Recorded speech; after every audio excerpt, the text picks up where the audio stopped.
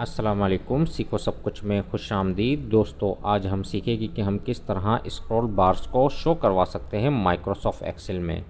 तो दोस्तों, जब आप एक्सेल पर काम कर रहे होते हैं तो आपको ये प्रॉब्लम आती है कि आपका जो स्क्रॉल बार है हॉरिजॉन्टल और वर्टिकल दोनों गायब हो जाता है।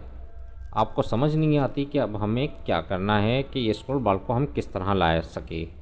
तो मैं आज आपको एक ऐसी टेक्निक बताऊंगा जिसके थ्रू आप हॉरिजॉन्टल और वर्टिकल दोनों स्क्रॉल बार को डिस्प्ले करवा पाएंगे माइक्रोसॉफ्ट एक्सेल की शीट में।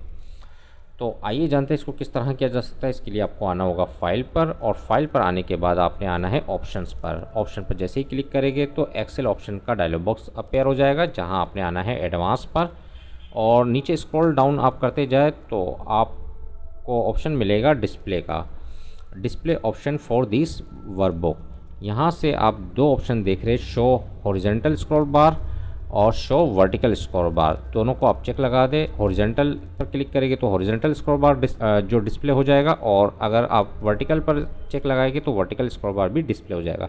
जैसे ही मैं ओके करूँगा तो आप देखेंगे कि हॉरिजॉन्टल स्क्रॉल बार आ गया और वर्टिकल स्क्रॉल बार आ गया।